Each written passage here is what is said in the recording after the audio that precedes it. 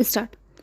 रेवड़ी संस्कृति को लेकर चिंता जताए जाने के बाद राजनीतिक दल किस तरह इस संस्कृति को बढ़ावा देने में लगे हुए हैं, इसका ताज़ा उदाहरण है मध्य प्रदेश कांग्रेस की ओर से जारी घोषणा पत्र।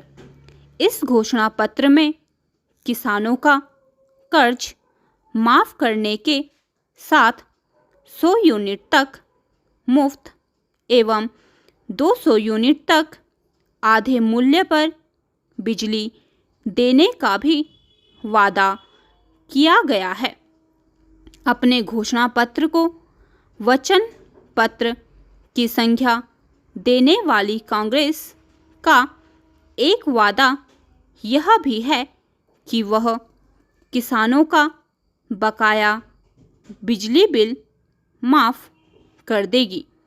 कांग्रेस ने पुरानी पेंशन योजना लागू करने का वादा करने के साथ यह भी कहा है कि वह आईपीएल की टीम भी बनाने की कोशिश करेगी। यह अपनी तरह का नया और अनोखा वादा है। लोक लुभावन घोषणाएं करते हुए कांग्रेस नेता कमलनाथ ने यह भी कहा है कि वर्तमान भाजपा सरकार ने खजाना खाली कर दिया है और इस समय राज्य के हर व्यक्ति पर 50,000 रुपये का कर्ज है। प्रश्न यह है कि यदि मध्य प्रदेश की आर्थिक स्थिति ऐसी है तो फिर कांग्रेस अपने लोक लुभावन वादों को पूरा कैसे करेगी। वास्तव में कोई भी दल इस प्रकार के प्रश्नों का उत्तर देने के लिए तैयार नहीं। कांग्रेस मध्य प्रदेश की तरह तेलंगाना में भी लोक लुभावन वादे करने की तैयारी में है। तेलंगाना कांग्रेस छात्रों को मुफ्त में इंटरनेट प्रदान करने और विवाह के समय युवतियों को 1 लाख रुपए के साथ 10 ग्राम सोना देने पर भी विचार कर रही है। यह बात और है कि उसके नेता यह भी कह रहे हैं कि इंटरनेट सेवा प्रदाताओं से बात करके तय किया जाएगा कि छात्रों को यह सुविधा कैसे दी जाए। साफ है कि बिना सोचे समझे घोषणाएं की जा रही है।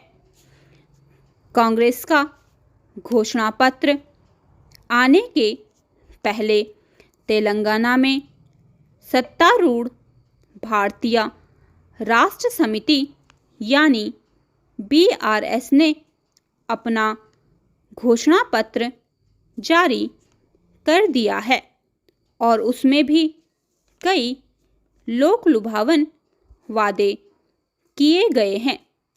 दिलचस्प यह है कि जहां कांग्रेस ने बीआरएस के घोषणा पत्र को रद्दी का टुकड़ा बताया है, वहीं बीआरएस नेताओं का कहना है कि कांग्रेस के वादों पर भरोसा नहीं किया जाना चाहिए क्योंकि वह कर्नाटक की जनता से किए गए अपने वादों को पूरा नहीं कर पा रही है।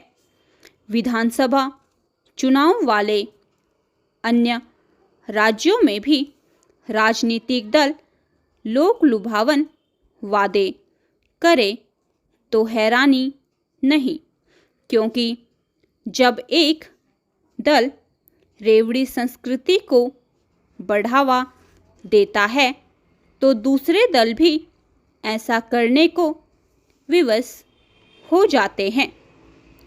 ऐसा करते समय वे अपने वादों को तार्किक बताते हैं, लेकिन विरोधी दलों के वादों को झूठ का पुलिंदा करार देते हैं। अब जब यह साफ है कि राजनीतिक दल रेवड़ी संस्कृति से बाज आने वाले नहीं, तब फिर चुनाव आयोग को ऐसे अधिकार दिए जाने चाहिए जिससे कि कोई भी दल जनकल्याण के नाम पर आर्थिक नियमों से खिलवाड़ करने वाली घोषणाएं न कर सके।